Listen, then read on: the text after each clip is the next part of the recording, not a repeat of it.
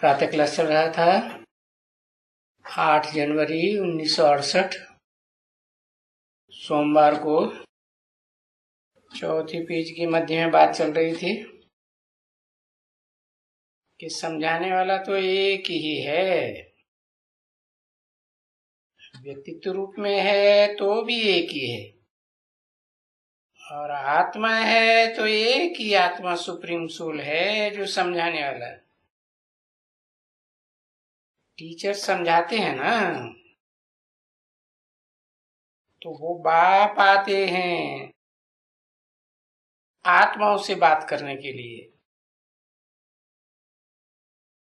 तभी तो गाया हुआ है आत्मा परमात्मा लग रहे बहुकाल। अभी देखो इस अर्थ को तुम कैसे अच्छी रीत से समझ सकते हो, परंतु जो भी महारथी हैं वो ही समझ सकते हैं और ठहर सकते हैं, और बाकी तो गिर पड़ते हैं। अब ये प्रैक्टिस बहुत चाहिए। अपन को आत्मा समझ है, परम पाठधारी परमात्मा को याद करना।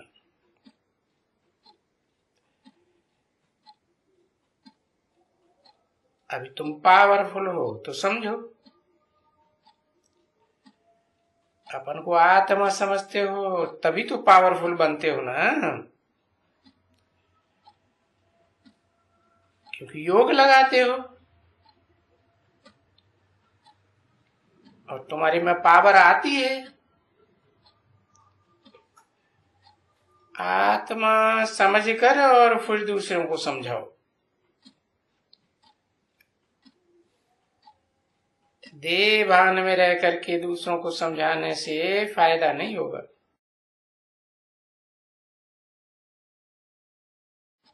अभी अपन को आत्मा समझना, तो जितना आत्मा समझेंगे उतना ही उनके पास ज्ञान होगा, और जो आत्मा ही अपन को नहीं समझ सकते हैं तो वो धारणा कैसे कर सकेंगे? विनाशी शरीर में धारणा होगी क्या? धारणा तो चैतन्य आत्मा में ही होगी। तो इसको कहा जाता है कि हम आत्मा हैं। याद करते हैं बाप, तभी बाबा कहते हैं कि इसमें जौहर रहेगा, ताकत रहेगी।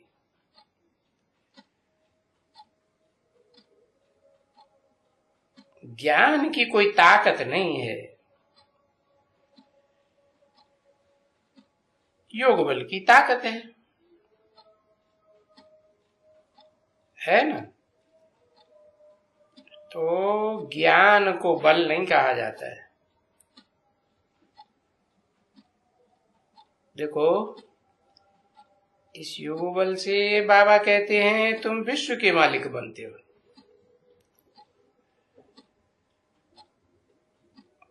तो बने थे ना, ऐसे थोड़े ही है कि तुम नहीं बने थे, तुम थे जरूर विश्व के मालिक। और तभी तो अभी आकर उठाते रहते हो ना, नंबरवार पुरुषार्थ होता है।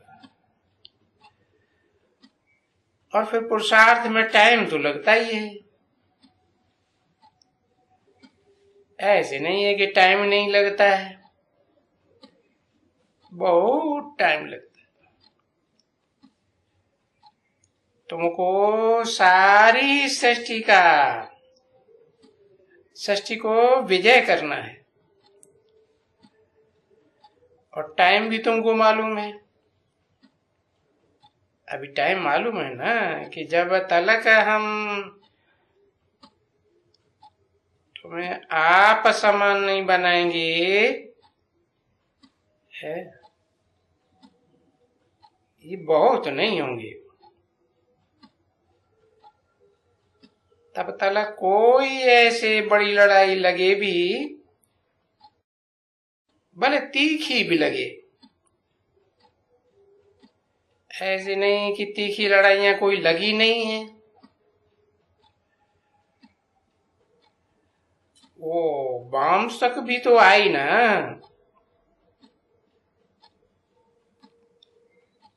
1945 तक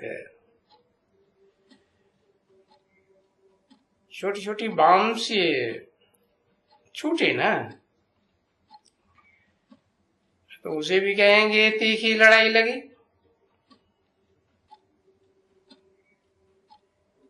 पूरे जापान के बड़े बड़े 2 शहर ध्वस्त कर दिए।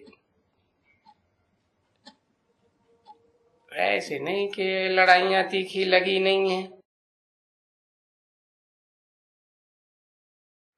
तो वो तीखी लड़ाइयां बॉम्ब्स तक भी तो आई ना। देखो फिर भी बंद हो गई,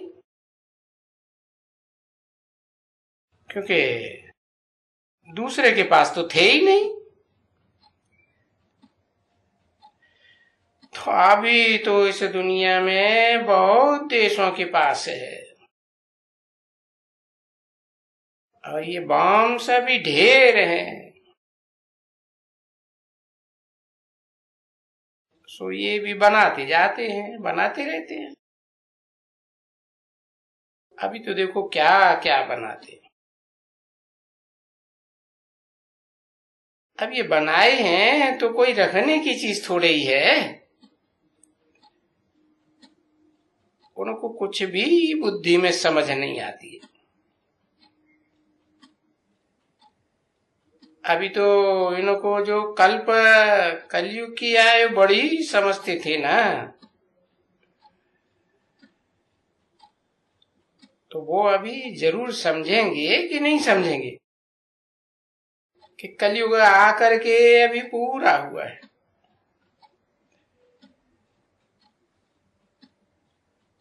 वो है तो वो ही लड़ाई जो कल पूर्व हुई थी। तो वो जो धर्म स्थापना होती है ना, आदि सनातन देवी देवता धर्म स्थापन होता है, वो तो गीता एपिसोड से होता है। और वो एक गीता ही है, सर्वशास्त्रमयी शिरोमणि। उससे पहला पहला अव्वल धर्म स्थापन हुआ।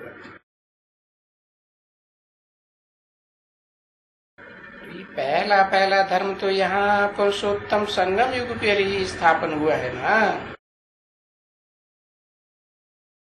पुरानी दुनिया और नई दुनिया के बीच में स्थापन हुआ है। पुरानी दुनिया कलयुग का अंत, नई दुनिया सतयुग का आदि। तो ये बात भी तो समझना पड़ती है ना बच्चे, और ये अच्छी तरह से समझना पड़ता है। तो समझ लेंगे तो वो समझाएंगे और उनको बुद्धि में बैठ जाएगा। 8 जनवरी 1968 की प्रातः क्लास का 5वां पेज। तो ये तीखी लड़ाई थोड़ा दिन के बाद फिर बोलेंगे, अरे ये तो वो ही महाभारत की लड़ाई है। और फिर आवाज निकलेगी कि जरूर भगवान है। अभी कौन भगवान है और कौन बैठ करके समझाते हैं, इस बात में बहुत मुझेंगे। फिर जब तुमको बहुतों को देखेंगे ना, तो यही जो कहती है कि शिव भगवान वाच, कृष्ण भगवान वाच नहीं है। और ये शिव भगवान वाच को जो सुनते हैं, ये वृद्धि को पाते रहते हैं। तो जरूर इनमें माइट है ना बहुत। तब ही तो इतनी वृद्धि को पाते रहते हैं। तो वो वृद्धि पाना भी माइट का काम है ना बच्ची, तुम्हारी माइट है। क्योंकि तुम जितना जितना बाप को याद करते हो उतना तुमको मदद माइट मिलती है। उसी बाप की याद में या बाबा की याद में तुम माइट देंगे ना किसको? तो ला कहता है कि मम्मा के पीछे कोई उनकी बात पकड़े तो पकड़ने के लिए दीदी को पकड़ते हैं। भाई दीदी, दीदी तुम उसकी जगह बैठो। किसकी जगह? मम्मा की जगह बैठकर दृष्टि दियो। जैसे मम्मा भी थोड़ा समझाती थी ना, तो और बाबा तो पीछे आते थे, तो वो ही चलन चलनी होती है वास्तव में। परंतु वो चलती नहीं है, समझे ना। दीदी को भी जाना पड़ता है, कहाँ न कहाँ जाना पड़ता है ना। यूं तो मम्मा को भी जाना पड़ता था, परंतु यहाँ फिर उनके बदली में वो जो सीट होती है ना, वो सीट तो फिर जरूर पकड़ी जाती है। पर ऐसा मिलता नहीं है कोई। देखो, एक भी मम्मा की जूती में पैर नहीं डाल सकते।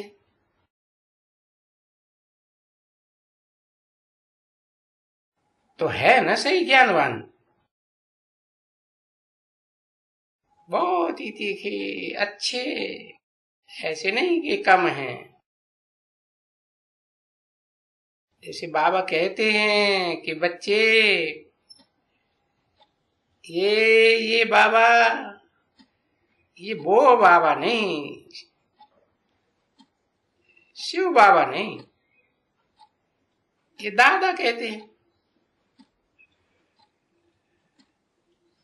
वाह, मेरे से तो सर्विस बच्चे बहुत करते हैं।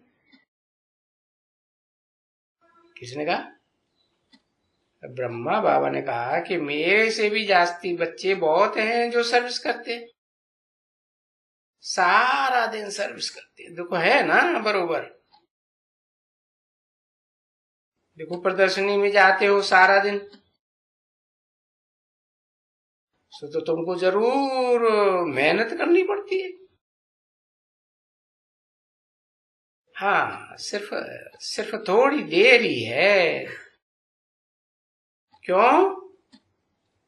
क्योंकि तुम यथार्थ रीति योग में निरंतर रह नहीं सकते हो। बाप तो कहते हैं मुझे निरंतर याद करो, है माम एकम याद करो, कोई दूजम को याद न करो।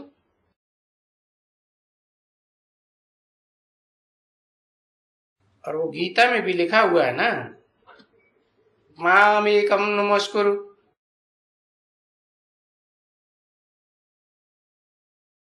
तो ये फील करते हो कि बराबर ये पॉइंट है जिस पॉइंट में हम बहुत कम है, इसलिए तीर नहीं लगता है। और तीर तो भरते हैं ना, काहे में? इस बुद्धि रूपी तरकस में तीर तो भरते हैं। ये तो कहते हैं ना है कि तुम सब में तीर ज्ञान के शिव बाबा भरते हैं ज्ञान के तीर। तो भगवान बैठ करके इन कुमारियों में, और तुम कुमारियां हो गई हो ना अभी, ब्रह्मा कुमारी, प्रजापिता ब्रह्मा कुमार कुमारियां,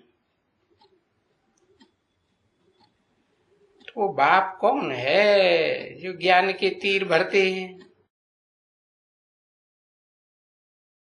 भगवान ही बाण भरते हैं। तो अब ये तो ब्रह्मा है, ये शिव तो नहीं है ना। और ये बच्चे जो हैं इस ब्रह्मा के अडॉप्टेड बच्चे हैं, है? माना ये ब्रह्मा ज्ञान चंद्रमा तो बच्चे चंद्रवंशी हुए या सूर्यवंशी हुए? हाँ, चंद्रवंशी हुए। इन्होंने अडॉप्ट किया है, तो क्या कहेंगे? ये भी तो क्रिएशन है, ये भी ब्रह्मा क्रिएशन है, इसका क्रिएटर फिर कोई होगा ना। तो इन ब्रह्मा को क्रिएटर नहीं कहेंगे, और वो क्रिएटर तो एक ही है? बाकी सब है क्रिएशन। तो ये क्रिएशन ही पढ़ रही है ना। तो बाबा बाबा उनको कहा जाता है, इनको नहीं कहा जाता। उनको कह के दूर क्यों किया? कि वो शिव बाबा पार्ट जिसका है प्रैक्टिकल में, वो तो बाद में प्रत्यक्ष होने वाला है ना। तो ये अभी कौन पढ़ रहे हैं? कहेंगे ब्रह्मा की क्रिएशन पढ़ रही न कि ज्ञान सूर्य की क्रिएशन है? ज्ञान सूर्य की क्रिएशन तो है सूर्य की तरह तीखी होगी ना। तो कहेंगे ये सब अभ्यास कर रही है, तो उसमें तो ये क्रिएशन भी आ जाएगी। हाँ, और क्रिएशन को कभी भी कोई ऊंच नहीं कहा जा सकता है? क्रिएटर कोई ऊंच कहा जाता है? और अभी तो इस दुनिया में देवताएं तो हैं नहीं। ये कहेंगे कि तुम देवताएं बन रहे हो, गाते भी हैं, मानुष्य देवता के करत न लागी बार। गैन है ना, 1 सेकंड में जनक को जीवन मुक्ति मिली। तो वो नर से नारायण बनने के दैवी गुण धारण कर रहे हो। सो तो बच्चे बड़ी मेहनत लगती है।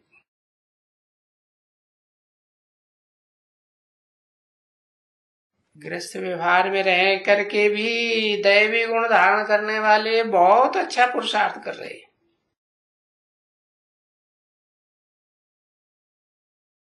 फिर भी तो देखते हो ना कहाँ कहाँ उनमें भी 2 फीथा भी नहीं चल सकते। और जो अनन्य है, बाबा किसी के नाम नहीं लेते हैं, क्योंकि उनके नाम लेवे तो बहुत फंक हो जाए। क्यों? क्योंकि जिनका आधार लेकर के खड़े हैं, तो वो आधार ऐसे है जैसे रेती है। रेती जल्दी ढलक जाती है, आधार ही ढलक जाएगा तो आधार के ऊपर खड़ा रहने वाला खड़ा रह सकेगा? नहीं। नहीं तो कोई भी किसका नाम ले, ये फलाना ऐसा है, तो समझना चाहिए बाबा कहते हैं ना, तो मेरे में तो अवगुण है, तो जरूर अवगुण है कुछ न कुछ। वो समझें कि हाँ ये बाबा सच कहते हैं, अवगुण तो जरूर है, परंतु नहीं कुछ ऐसा कहें ना सभा में किसको है, और ऐसे कह करके चमाट लगावे तो क्या रिजल्ट होगा? हाँ, वो तो ढेर ही हो जाएंगे।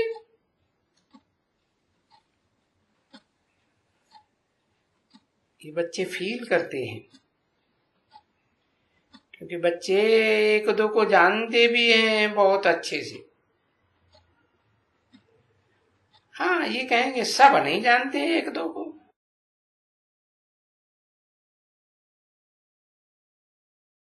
जिनके साथ गुजर बसर होती है तो वो एक दो के स्वभाव को अच्छी तरह से जानते हैं। किसी के साथ रहने से ही तो उसके स्वभाव संस्कारों का पता चलता है ना।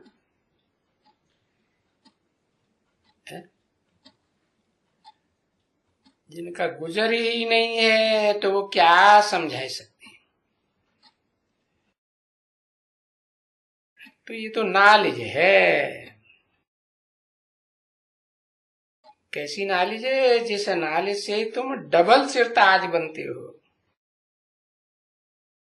देवताओं को ताज दिखाते हैं ना, एक तो स्थूल ताज दिखाते हैं और दूसरा प्योरिटी का ताज दिखाते हैं। तो अभी तुम डबल सिर ताज बनते हो। एक तो विश्व की सेवा की जिम्मेवारी का ताज, और दूसरा अपने अंदर पवित्रता धारण करने का ताज। और अभी तो देखो तुमको कितना ज्ञान है कि जरूर अभी तो हमारा हक है कि हम ही थे, है? अभी चक्कर लगा के फिर डबल सरताज बनना है। तो देखो ये चक्कर कितना वंडरफुल है, सृष्टि का चक्कर।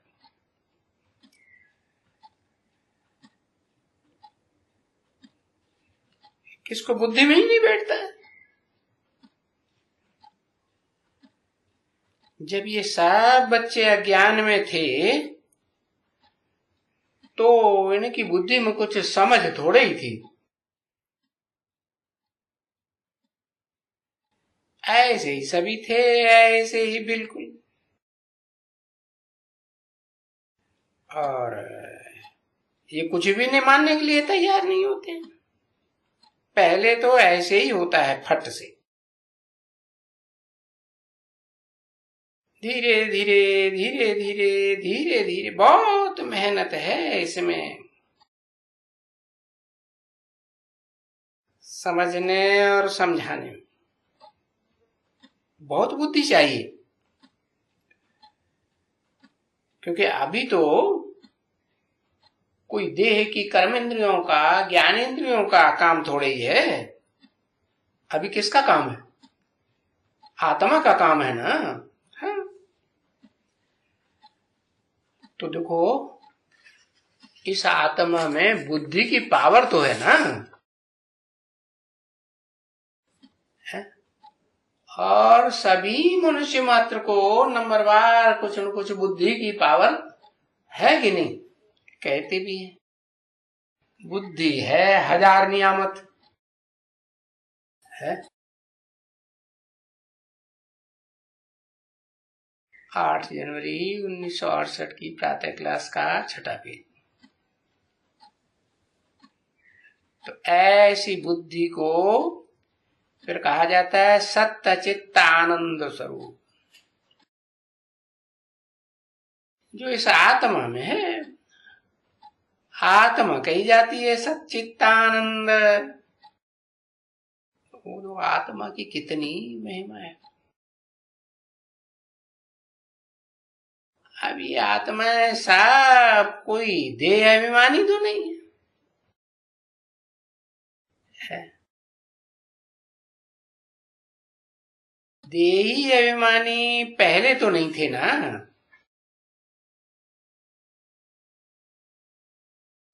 और अभी भी देही अभिमानी तो कोई होते ही नहीं है यहाँ।